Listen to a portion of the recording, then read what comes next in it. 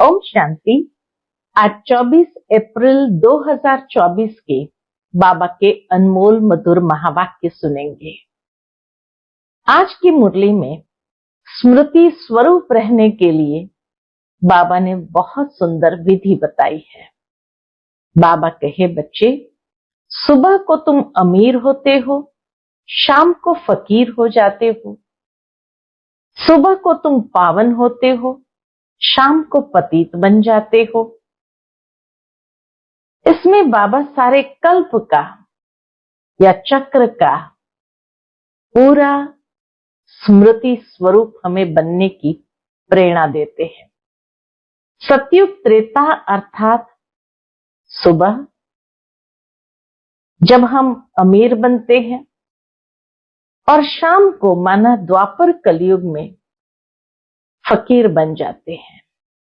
सुबह के समय में हम पावन होते हैं, शाम को द्वापर कलयुग में हम पतित बन जाते हैं। और सबसे सुंदर बात तो ये है कि इसी संगम युग पर हमें अमीरी का और फकीरी का ज्ञान होता है।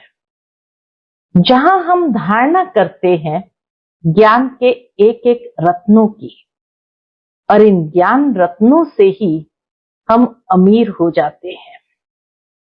फिर जैसे ही ज्ञान प्राय लुप्त हो जाता है तो धीरे धीरे फकीरी की ओर आगे बढ़ते जाते हैं। तो बाबा कहे, इस समय ही तुम्हें ज्ञान और गुण को धारण करना है, और उसके लिए ये दो शब्द सदा स्मृति में रखना है, मन मना भव मध्याजी भव। तो सुनते हैं आज के बाबा के अनमोल मधुर महावाक्य। ओम शांति। मीठे बच्चे, तुम सवेरे अमीर बनते हो, शाम को फकीर बनते हो। फकीर से अमीर, पतित से पावन बनने के लिए दो शब्द याद रखो, मन मना भव मध्याजी भव। आज की मुरली से प्रश्न है, कर्म बंधन से मुक्त होने की युक्ति क्या है? उत्तर, पहली युक्ति है याद की यात्रा तथा ज्ञान का सिमरन। उससे हम कर्म बंधनों से मुक्त हो सकते हैं। दूसरा, एक के साथ सर्व संबंध रहे, अन्य कोई में भी बुद्धि न जाए। और तीसरा, जो सर्वशक्तिमान बैटरी है उस बैटरी से योग लगा हुआ हो, अपने ऊपर पूरा ध्यान हो, दैवी गुणों के पंख लगे हुए हो, तो कर्म बंधन से मुक्त होते जाएंगे। ओम शांति। बाप ने बैठ समझाया है, यह है भारत के लिए कहानी। क्या कहानी है? सुबह को अमीर है, शाम को फकीर है। इस पर एक कहानी है। सुबह को अमीर था, शाम को फकीर हो गया। यह बातें तुम जब अमीर हो तब नहीं सुनते हो। फकीर और अमीर की बातें तुम बच्चे संगम युग पर ही सुनते हो। यह दिल में धारण करना है। बरोबर भक्ति फकीर बनाती है, ज्ञान अमीर बनाता है। दिन और रात भी बेहद का है। फकीर और अमीर भी बेहद की बात है, और बनाने वाला भी बेहद का बाप है। सभी पतितात्माओं के लिए एक ही बैटरी है पावन बनाने की। ऐसे ऐसे टोटके याद रखो तो भी खुशी में रहेंगे। बाप कहते, बच्चे, तुम सवेरे अमीर बन जाते हो, फिर शाम को फकीर बन जाते हो। कैसे बनते हो यह भी बाप समझाते हैं। फिर पतित से पावन, फकीर से अमीर बनने की युक्ति भी बाप ही बतलाते हैं। मन मना भव मध्याजी भव, यही दो युक्तियां हैं। यह भी बच्चे जानते हैं। यह पुरुषोत्तम संगम युग है। तुम जो भी यहां बैठे हो, गारंटी है तुम स्वर्ग के अमीर जरूर बनेंगे। नंबरवार पुरुषार्थ अनुसार स्कूल में भी ऐसे होता है। नंबरवार क्लास ट्रांसफर होता है। इम्तिहान पूरा होता है तो फिर नंबरवार जाकर बैठते हैं। वह है हद की बात, यह है बेहद की बात। नंबरवार रुद्र माला में जाते हैं।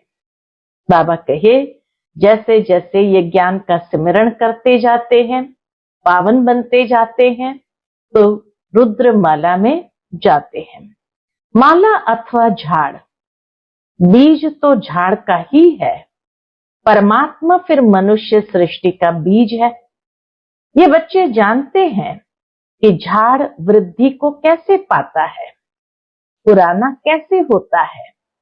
आगे यह तुम नहीं जानते थे, बाप ने आकर समझाया। ये बेहद का कल्प वृक्ष झाड़ के बारे में भी जरूर जो बीज है वही हमें बताते हैं। अभी यह है पुरुषोत्तम संगम युग। अभी तुम बच्चों को पुरुषार्थ करना है, दैवी गुण के पंख भी धारण करने हैं, अपने ऊपर पूरा ध्यान देना है। याद की यात्रा से ही तुम पावन बनेंगे और कोई उपाय नहीं। बाप जो सर्वशक्तिमान बैटरी है, उनसे पूरा योग लगाना है। उनकी बैटरी कभी ढीली नहीं होती। वह सतो रजो तमो में नहीं आते, क्योंकि उनकी सदा कर्मातीत अवस्था है। तुम बच्चे कर्म बंधन में आते हो। कितने कड़े बंधन है। बाबा कहे कलयुग अंत तक कितने कड़े बंधन हो जाते हैं। इन कर्म बंधनों से मुक्त होने का एक ही उपाय है। कौन सा? वह है याद की यात्रा। इसके सिवाय और कोई उपाय नहीं। जैसे यह ज्ञान है, यह भी हड्डियां नरम करता है। जैसे जैसे ज्ञान के चक्षु खुलते जाते हैं, हड्डियां नरम होना अर्थात अहंकार ढीला पड़ना। यूं तो भक्ति भी नरम बनाती है। कहेंगे यह बेचारा भक्त आदमी है, इनमें ठगी आदि कुछ भी नहीं है। परंतु भक्तों में ठगी भी होती है। ऐसे कई भक्त भी है जो ठगी करते हैं। बाबा अनुभवी है। आत्मा शरीर द्वारा धंधाधोरी करती है। तो इस जन्म का भी सब कुछ स्मृति में आता है। 4-5 वर्ष की आयु से अपनी जीवन कहानी याद रहनी चाहिए। कोई 10-20 वर्ष की बात भी भूल जाते हैं। जन्म जन्मांतर का नाम रूप तो याद नहीं रह सकता। एक जन्म का तो कुछ बता सकते हैं, फोटो आदि रखते हैं। दूसरे जन्म का तो पता नहीं रह सकता। हर एक आत्मा भिन्न नाम रूप देश काल में पाठ बजाती है। नाम रूप सब बदलता रहता है। यह तो बुद्धि में है कैसे आत्मा एक शरीर छोड़ फिर दूसरा लेती है। जरूर 84 जन्म, 84 नाम, 84 बाप बने होंगे। अंत में फिर तमो प्रधान संबंध हो जाता है। इस समय जितने संबंध होते हैं उतने कभी नहीं होते हैं। कलयुगी संबंध को बंधन ही समझना चाहिए। कलयुग के अंदर संबंध भी बंधन बन जाता है। क्यों? क्योंकि स्वार्थ की भावना उन संबंधों में होती है, इसीलिए वो बंधन महसूस कराता है। तो बाबा कहे कलयुगी संबंधों को बंधन ही समझना चाहिए। कितने बच्चे होते हैं, फिर शादी करते हैं, फिर बच्चे पैदा करते हैं। इस समय सबसे जास्ती बंधन है कौन से? चाचे मामे काके का। जितने जास्ती संबंध उतने जास्ती बंधन। स्वार्थ जहां है तो वो तो बंधन ही बनाएगा। स्वार्थ के साथ कोई ना कोई विकार भी जुड़ जाता है, लोभ का, मोह का, अहंकार का। तो बाबा कहे जितने जास्ती संबंध उतने जास्ती बंधन। अखबार में भी पढ़ा 5 बच्चे इकट्ठे जन्मे, पांचों ही तंदुरुस्त है। हिसाब करो कितने ढेर संबंध बन जाते हैं एक ही बार में। इस समय तुम्हारा संबंध सबसे छोटा है, सिर्फ एक बाप से सर्व संबंध है। दूसरा कोई से भी तुम्हारा बुद्धि योग नहीं है। जो भी देहधारी संबंध है उनके प्रति भी आत्मिक भाव जागृत करना ये स्वाभाविक तरीका बाबा बताते हैं, सिवाय एक के। दूसरा कोई से भी तुम्हारा बुद्धि योग नहीं है सिवाय एक के। सतयुग में फिर इससे जास्ती है। हीरे जैसा जन्म तुम्हारा अभी है। हाईएस्ट बाप बच्चों को अडॉप्ट करते हैं। जीते जी गोद में जाना वर्षा पाने के लिए सो अभी ही होता है। तुम ऐसे बाप की गोद में आए हो जिससे तुमको वर्षा मिलता है। तुम ब्राह्मणों से ऊंच कोई है नहीं। सबका योग एक के साथ है। तुम्हारा आपस में भी कोई संबंध नहीं। बहन भाई का संबंध भी गिरा देता है। दुनिया के अंदर ये संबंध भी गिरा देता है। संबंध एक से होना चाहिए, यह है नई बात। पवित्र होकर वापस जाना है। ऐसे ऐसे विचार सागर मंथन करने से तुम बहुत रौनक में आएंगे। सतयुगी रौनक और कलयुगी रौनक में रात दिन का फर्क है। भक्ति मार्ग के समय है ही रावण का राज्य। पिछाड़ी में साइंस का घमंड भी कितना होता है। बाबा कहे पिछाड़ी में साइंस का घमंड भी कितना होता है। जैसे सतयुग से भेंट करते हैं, हर चीज एकदम एडवांस बनाते हुए लगता है जैसे सतयुग के साथ हमारी भेंट है। एक बच्ची ने समाचार लिखा कि हमने प्रश्न पूछा कि स्वर्ग में हो या नरक में हो। किसी से प्रश्न पूछा स्वर्ग में हो या नरक में हो, तो 4-5 ने कहा हम स्वर्ग में हैं। बुद्धि में रात दिन का फर्क पड़ जाता है। कोई समझते हैं हम तो नरक में हैं, फिर उनको समझाना पड़ता है कि स्वर्गवासी बनने चाहते हो, स्वर्ग कौन स्थापन करते हैं। ये बहुत मीठी मीठी बातें हैं। तुम नोट करते हो परंतु वो कॉपी में ही नोट्स रह जाती है, समय पर याद नहीं आते। अब पतित से पावन बनाने वाला परम पिता परमात्मा शिव है।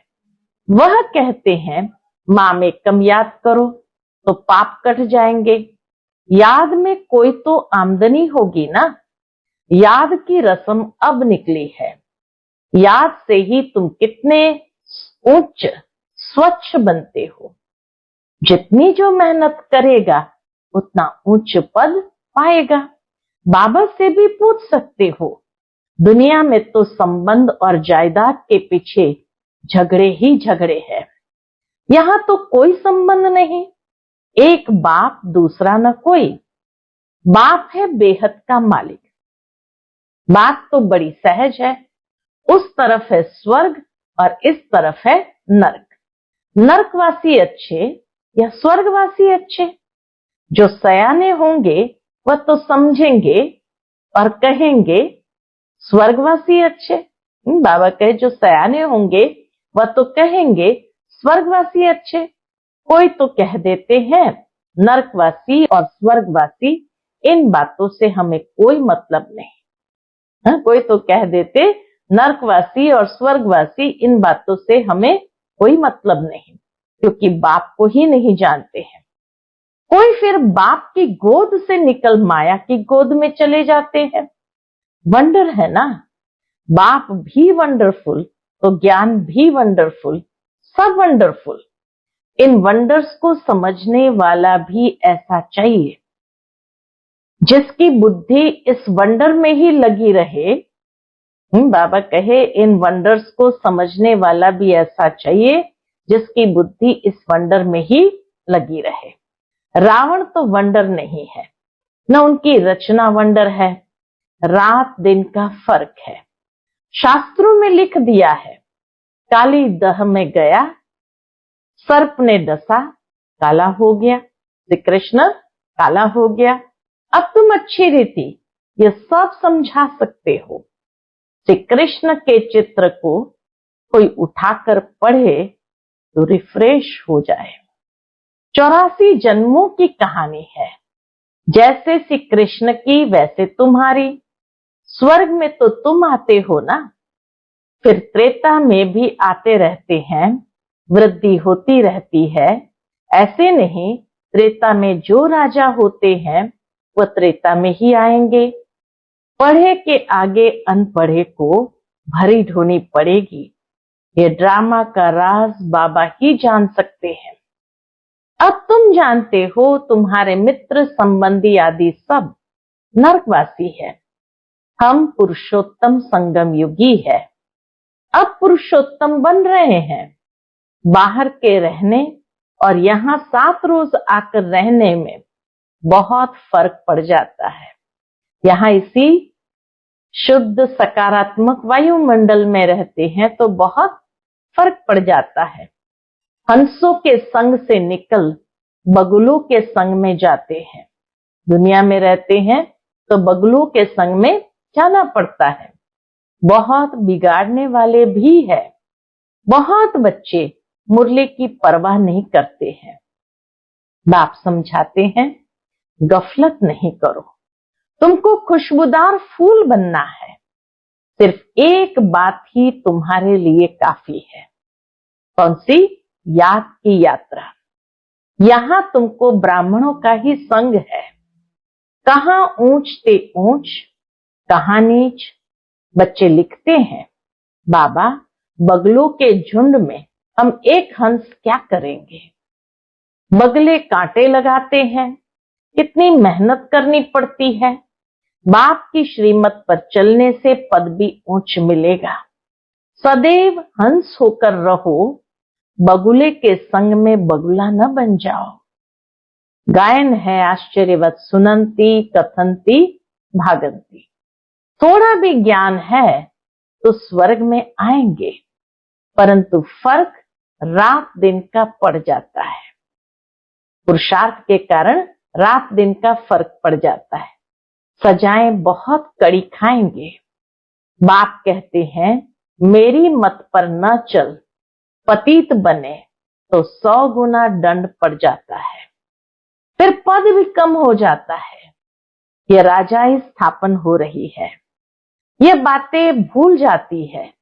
यह भी याद रहे तो भी ऊंच पद पाने का पुरुषार्थ जरूर करें। नहीं करते हैं तो समझा जाता है। एक कान से सुन दूसरे से निकाल देते हैं।